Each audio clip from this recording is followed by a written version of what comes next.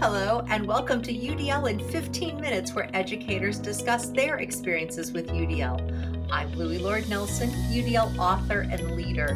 Today, I'm talking with Brandon Bean, who's part of the Kansas Infinitec cadre. Today, Brandon is going to share his focus on student self-advocacy and how he supports that. Hi, Brandon. It's so nice to meet you. Hello. Thank you so much for having me on your podcast today. Oh, you're so welcome. You're so welcome. So let us know a bit about you. What's been your journey in education and with UDL? Sure, I've kind of taken a interesting journey into education. I actually started in music education. I love music, but I discovered that I really wanted to teach and impact more students outside of that. So I kind of transitioned into elementary education, and that's been extremely valuable.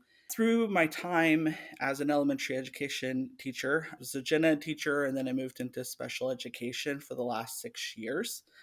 During that time, I got invited to be part of the Access for All project with Kansas Infinitec and TASN, recently being named the UDL project. Part of this project was to bring about educational tools and incorporating that UDL framework to give all students access to learning within the general education classroom.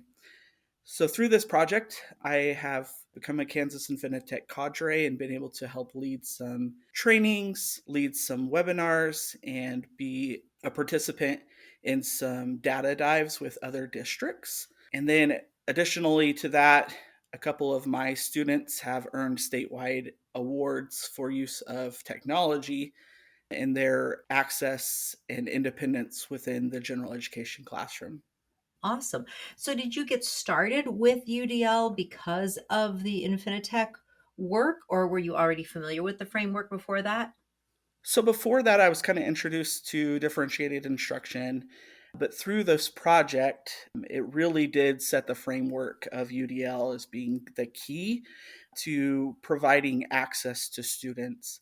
Through that UDL lens, kind of connected with the co teaching that was going on in the state of Kansas and how we could use co teaching and how we could use UDL to increase student independence within the classroom, how we could use those frameworks to give students access to grade level materials and reduce that need for additional supports. So, really, this project that started a few years ago kind of introduced me to UDL. But through that process, I realized that a lot of the things that I was already doing in my classroom was UDL. I just began to put names to what I was doing in my classroom. Yeah, nice. And then I understand that you recently achieved a certain certification.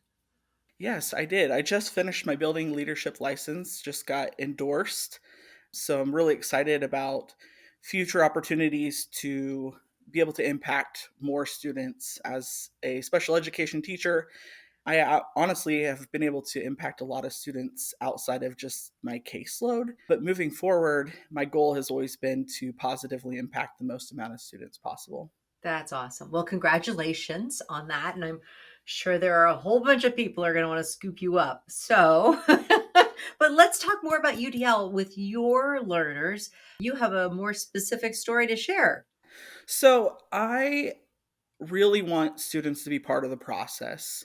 That means teaching them what UDL is, how we can use the language of UDL into our everyday language, our learning, our experiences, and getting students involved in that process. So, this past year, I created a UDL bulletin board.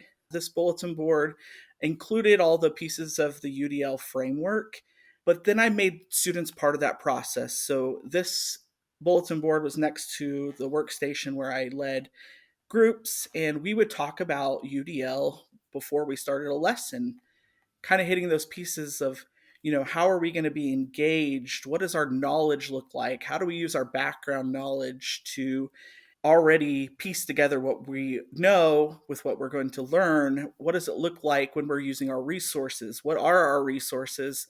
And all of this to that key of becoming an expert learner.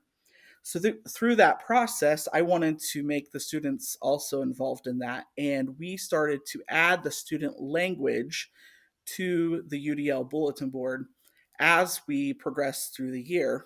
For example, one of my third grade students kept referring to being an expert learner as a brain master. When she said that, I was so excited because she's right. It is becoming a brain master and being able to use all those pieces of our brain to navigate what we know, what we're learning, and how we put those pieces together.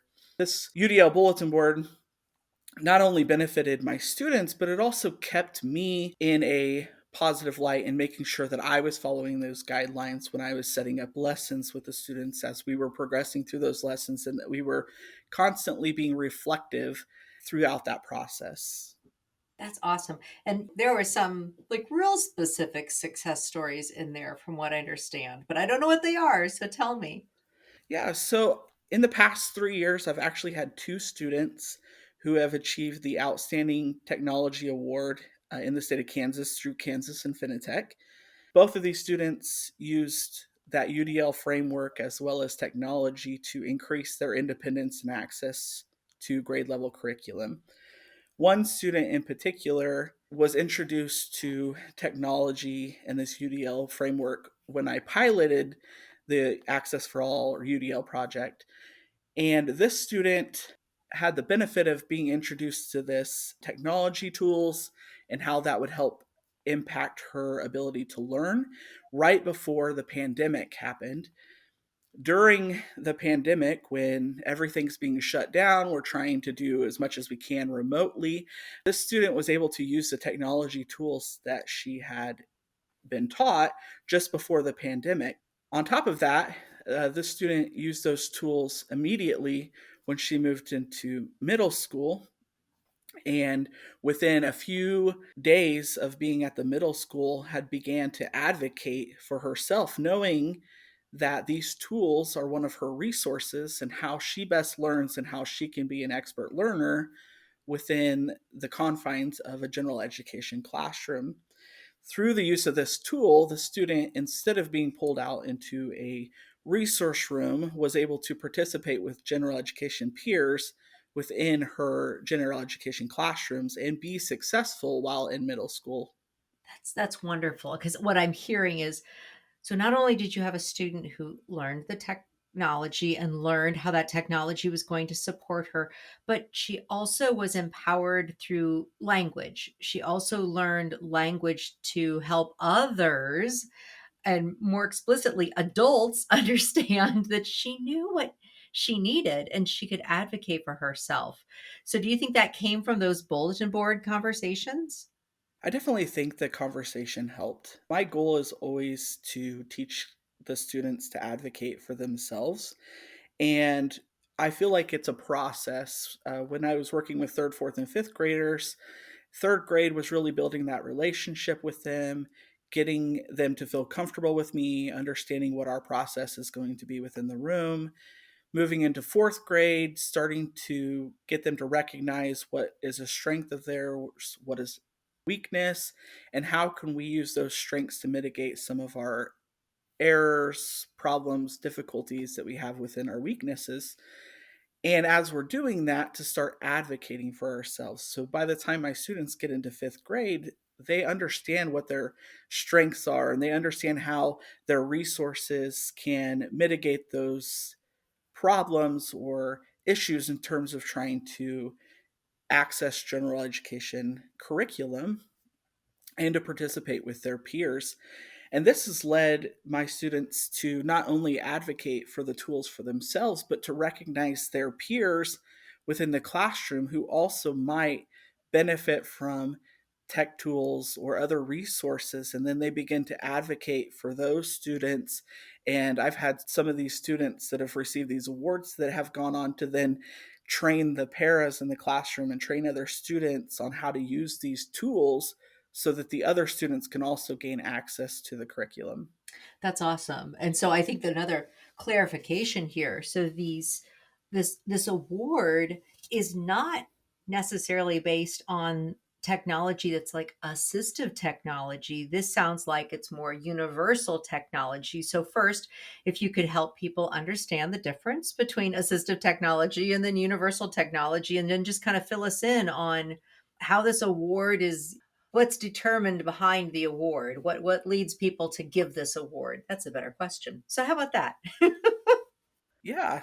So this award is given to only 5 students yearly through Kansas Infinitec. It's called the Kansas Outstanding Technology Award.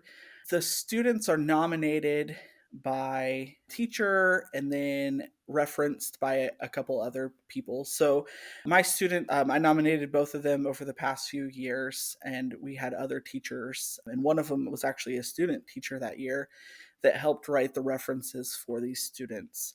So part of it is that these are students with IEPs and students that do have educational needs, but it goes beyond just having the technology. It's that piece of understanding the technology and understanding how it benefits them as a learner, how that increases their independence, and it really does thrive on that advocacy piece. It's really cool because each student that receives this award uses technology or uses these resources in different ways. Some of them use it just to be able to communicate. My students definitely feel more of that advocacy and understanding themselves, that UDL framework, and how they could not only benefit themselves, but how they could also benefit their peers through that process. Oh, this is awesome. I love how you've helped learners understand what journey they're taking within the UDL framework. So it's not something that's being done to them, but rather it's something that they're participating in and something that they are empowered with and that they can actually have some control over. And that control definitely comes from their language. So they're learning how to talk about these things, which then, like we said, helps them advocate more. But then I hear you're doing other things that are helping them build that advocacy language, which is wonderful. And I love that story that you just told about young lady that she goes on into middle school and says, "No, these are the things that I need. This is how I'm going to be able to continue my activities throughout this building. It doesn't matter where I am. I understand that these help me in all sorts of contexts, and I can be in the context that I choose to be in." It's just brilliant. So, my last question, you've got all these wonderful experiences, and I know you're hoping to move into a leadership role. How do you think that's going to impact you as a leader in your building? Yeah, I definitely think it goes back to the UDL framework. In looking at that framework, every student, every adult, every teacher, we all have variability in our strengths and weaknesses. And so, really diving in and understanding that variability is important as a leader. And there are so many ways that we can elevate everybody's strengths and gifts to mitigate those barriers that we may have. And so, as a leader, as an administrator, I want to make sure that we are using everybody's gifts so that we as a team are being elevated and that everybody that we are working with are being elevated as well. Yeah, awesome.